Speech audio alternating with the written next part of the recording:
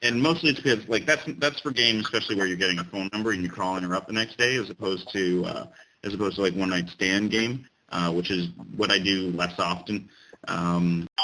Camps, because try getting a girl attracted to you at like 11 p.m. and then convincing her that you have to stick around and teach your students for the next like 3 hours and you can't hook up with her. Yeah, girls don't like that. It's like, no, I really want to sleep with you too. I just have to take care of these clients until 2 a.m.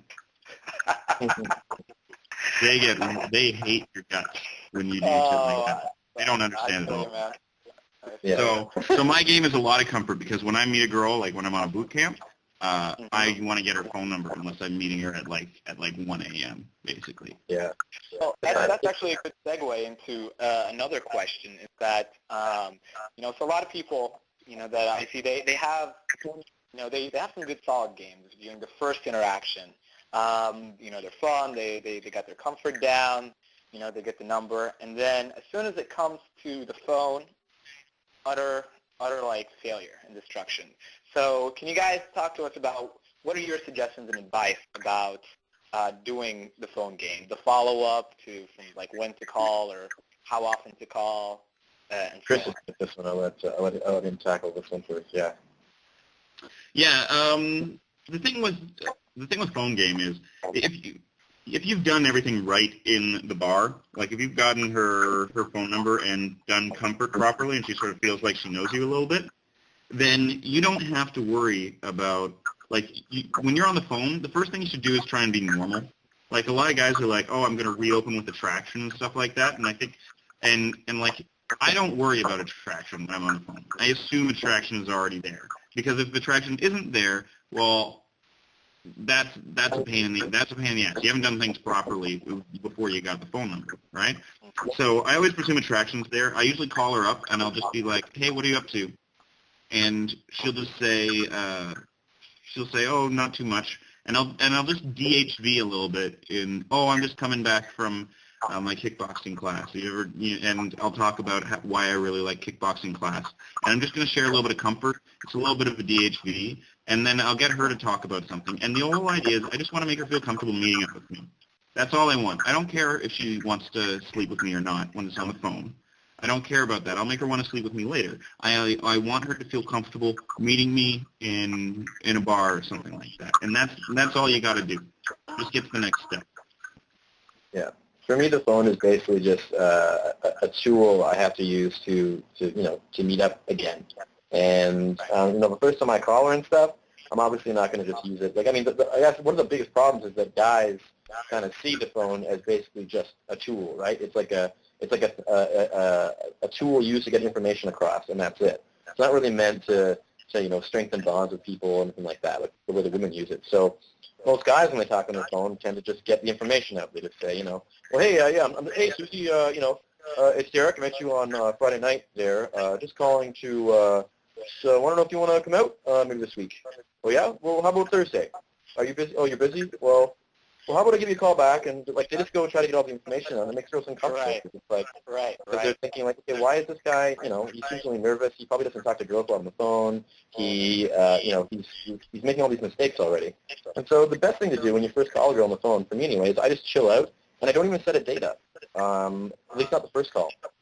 For me, like a lot of the time, what I'll do is I'll call a girl. If I met her on a Friday or even a Saturday, I'll call her like Sunday in the afternoon, and I'll start off with a story. Maybe something just happened to me. I'll say how I just came back from grocery shopping and I saw an old man make a big rack of chips fall on him or something.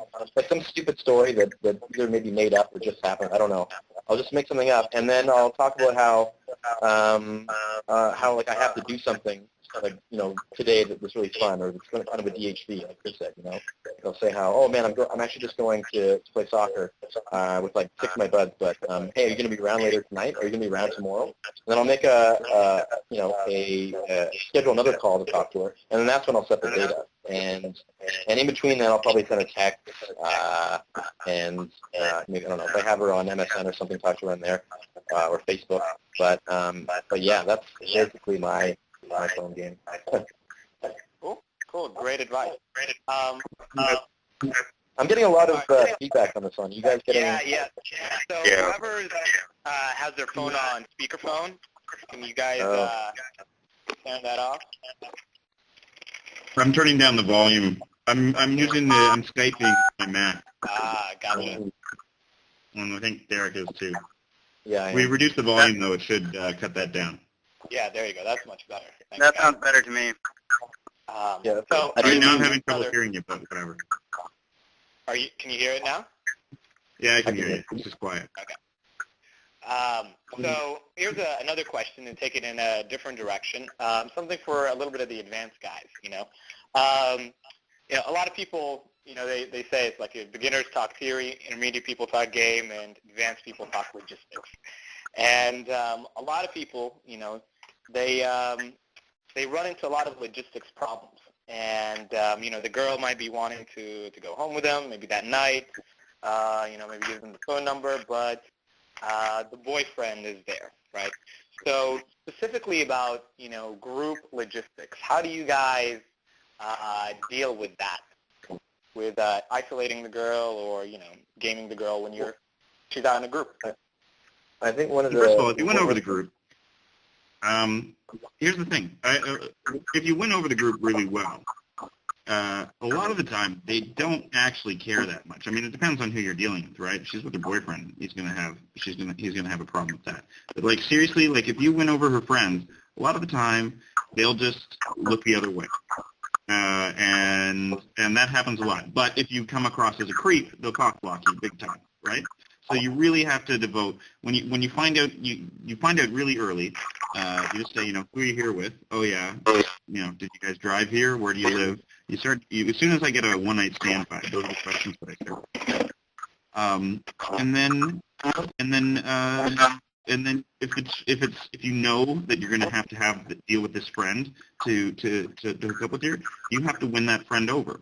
And in fact, you should have probably been doing that right off the opener. Right? If they don't like you by 5 minutes in, they're probably not going to change their mind. But a lot of the time, I just sit and if you know it's on, you sit and you chat and you have some drinks and you just kind of wait them out, and then you take off. Or with logistics, they're really bad. That's why I go for phone numbers a lot of the time. I mean, a lot of time when I'm going out, I'm doing boot camps and stuff, and that's terrible logistics.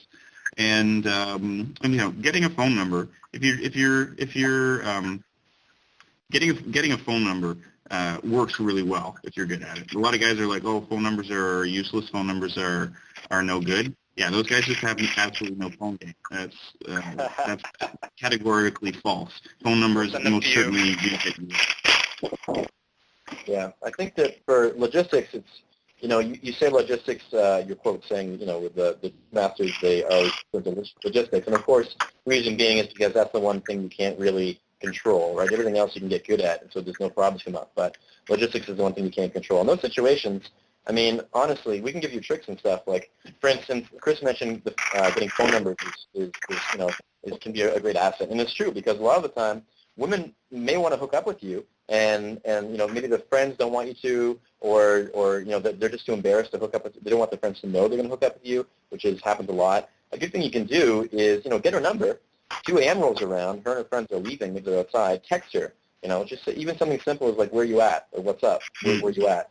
And she says, oh, I'm with my friends, just leaving. You can say like, oh, well, I'm just going to grab some meat. You should meet me at, X place or wherever. Now, if she's not with you anymore, she's with her friends in the car or whatever, her friends are like, oh my God, Rebecca, let's go back to my place and have drinks. She can say very nonchalantly as she very honestly, as she looks at her cell phone and sees a text message you gave her, she can say, oh, you know what, guys, I'm just going to go home. I'm just going to catch a cab and go home tonight. I'm feeling tired. Now, she can go and get a cab and meet up with you, and her friends never be the wiser. And this actually happens a lot more than you think. I always recommend guys, if they get girls' numbers in a bar, to text them that night, usually around when the bar closes, because you'd be surprised how many times girls go home alone wishing they had, wanting to hook up with a guy or get together with the guys that we were talking to earlier. And that's a really easy way to get around, their friends being issues. That's a great tidbit of advice there. Yeah, but never underestimate the power of winning over friends. Like I have actually had this is in Vegas, and Vegas is a little bit what goes on in Vegas